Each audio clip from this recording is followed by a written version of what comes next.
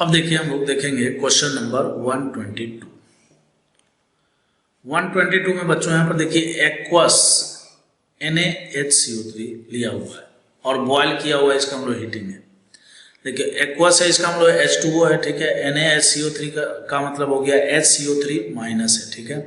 तो ये जो HCO3 माइनस है ये क्या करेगा, इस वाटर से हाइड्रोजन लेकर ये H2CO3 बनाएगा और जब हम इसका हीटिंग करेंगे तो बेसिकली ये आपको H2O प्लस का CO2 देगा, ठीक है।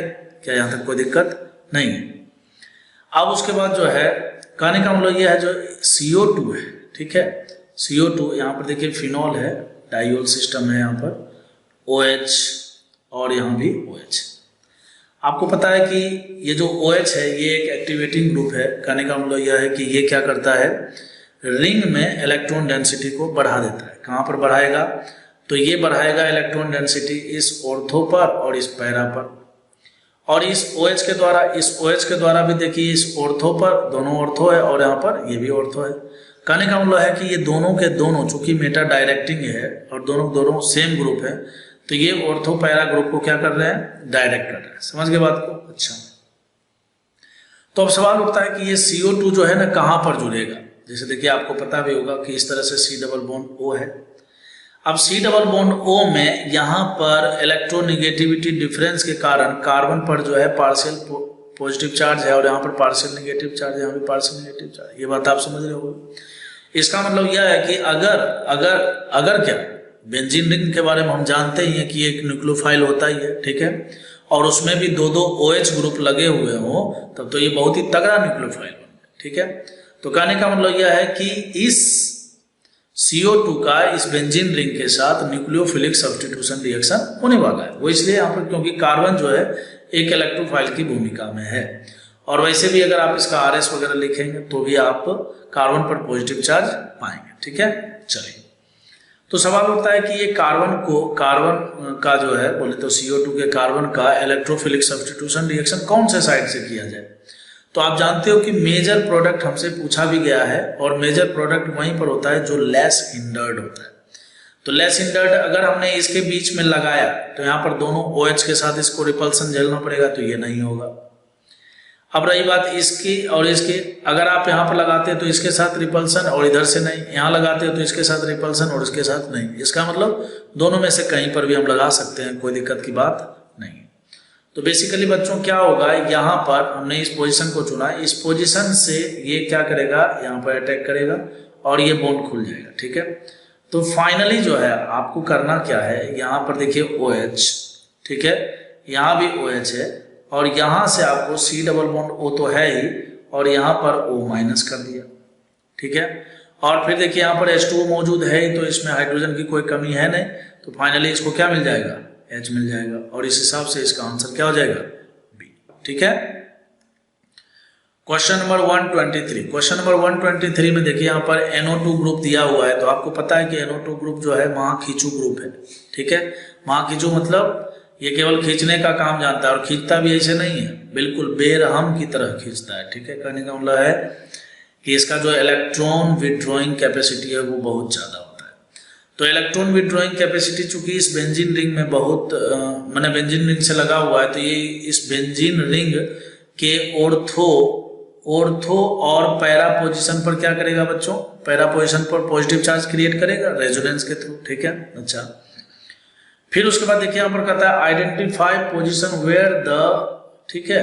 ये देखिए एक प्रकार से फिनॉक्साइड है, ठीक है। इस तरह से बेंजीन रिंग है ना, और ये ऐसा है, ठीक है। ये कुछ ऐसा है, एरीन है, एरोमेटिक और फिर ऑक्साइड दिया हुआ है, ऑक्साइड है। तो कहने का मतलब जो भी हो ये है तो न्यूक्लियोफाइल ही ना। अब हमें न्यूक्लियोफाइल को ऐड करना है, तो हम जानते हैं न्यूक्लियोफाइल को ऐड हम कहाँ करेंगे। न्यूक्लियोफाइल को हम उसी साइड पर ऐड करते हैं या उसी साइड पर ऐड करना चाहिए जहां पर पॉजिटिव चार्ज की मात्रा ज्यादा हो। तो हमें पता है कि ये NO2 ग्रुप क्या कर रहा है, रेजोनेंस के थ्रू जब इलेक्ट्रॉन खींच रहा है तो इसके ऑर्थो और पैरा पोजीशन पर पॉजिटिव चार्ज क्रिएट करेगा। तो अगर मैं इस एराइल मैंने फिनॉक्साइड ग्रुप को अगर मैं ऑर्थो पर लगाता हूं तो दिक्कत तो कुछ नहीं है, पॉजिटिव चार्ज है, लेकिन NO2 ग्रुप खुद अपने आप में बड़ा ग्रुप है, तो ये क्या करेगा, इसके साथ रिपल्सन कर सकता है, ठीक है। क्या कर सकता है, रिपल्सन कर सकता है, ऑर्थो पर लगाने में कोई दिक्कत नहीं, बस इसको रिपल्सन झेलना पड़ेगा। और आप जानते हो कि जब रिपल्सन झेलना पड़ता है तो प्रोडक्ट की स्टेबिलिटी घट जाती है और फिर वो माइनर प्रोडक्ट की ओर बढ़ता है, मतलब मेजर कुछ और होगा। तो अब आपके दिमाग में आ रहा होगा कि जब आपको यहाँ पर लगाने में दिक्कत है तो पैरा पर तो ऑलरेडी इसका ब्लॉक है। देखिए पैरा इसका ब्लॉक है, लेकिन आप गौर से सोचिए यहाँ पर जो बॉन्डिंग है वो किसके साथ है, कार्बन और आयोडीन के साथ, ठीक है। और चूंकि NO2 ने क्या किया है, इस वाले कार्बन पर पॉजिटिव चार्ज ऑलरेडी क्रिएट कर दिया है, और हम ये भी जानते हैं कि आयोडीन एक अच्छा लिविंग ग्रुप है, और यहां पर देख के ये भी पता लग रहा है कि आयोडीन पर पॉजिटिव चार्ज क्रिएट है। समझ में आ रहा है क्या? आयोडीन पर क्या है बच्चों, पॉजिटिव चार्ज क्रिएट है। तो पॉजिटिव चार्ज क्रिएट है तो इसका मतलब एक तो ये अच्छा लिविंग ग्रुप, और दूसरा है कि इलेक्ट्रोनेगेटिव है और इसके ऊपर पॉजिटिव चार्ज क्रिएट है, तो स्वाभाविक बात ये इस बॉन्ड को तोड़ना चाहेगा नहीं बल्कि टूटेगा। तो जैसे ही ये यहाँ पर आएगा, अटैक करेगा और ये वाला बॉन्ड यहाँ से टूट जाएगा। आप जानते भी होंगे, ठीक है, न्यूक्लियोफिलिक एरोमेटिक सब्स्टिट्यूशन रिएक्शन होगा यहाँ पर, ठीक है। तो ये यहाँ पर जुड़ जाएगा, और चूंकि पैरा पोजिशन पर जुड़ने से किसी भी प्रकार का हिंड्रेंस नहीं है यहाँ पर, ठीक है, कोई भी प्रकार का रिपल्सन नहीं है, तो कहने का मेजर प्रोडक्ट आपको यहीं से मिलेगा। तो कहता है आइडेंटिफाई पोजीशन वेयर द ये न्यूक्लियोफाइल इज फेवरेबल, तो कौन सा होगा, तीसरे वाले पर अटैक करेगा, आंसर हो जाएगा सी, ठीक है। अब देखिए हम लोग जो है क्वेश्चन नंबर 124 देखते हैं। 124 में देखिए इस तरह से दिया हुआ है, ठीक है, सल्फर के बीच में आयन बना हुआ है और यहाँ पर क्लोरीन है, ठीक है बच्चों, क्लोरीनेशन करना है। तो जैसा कि आप जानते होंगे इस तरह से पैरोक्साइड के बारे में, H2O2 होता है, इसका स्ट्रक्चर कैसा होता है, ये ऐसा, ठीक है। फिर उसके बाद जो है ये टूट जाता है OH रेडिकल्स में,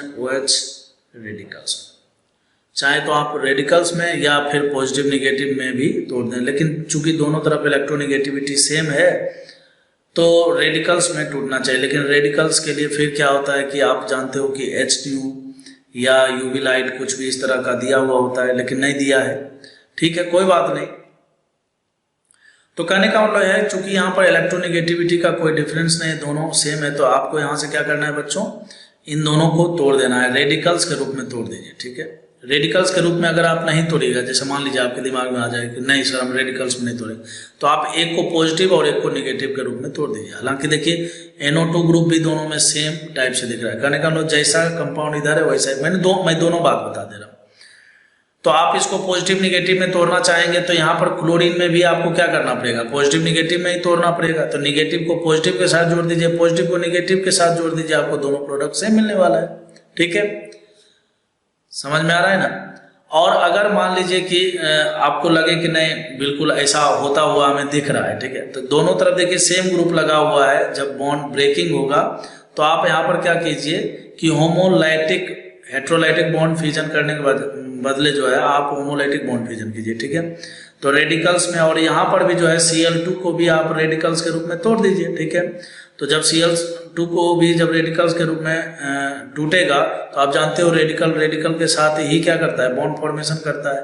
तो एक Cl यहाँ पर और एक Cl यहाँ पर जोड़ दीजिए और आपको दोनों प्रोडक्ट सेम मिलेगा। ऑप्शन नंबर 20 का करेक्ट आंसर हो जाएगा।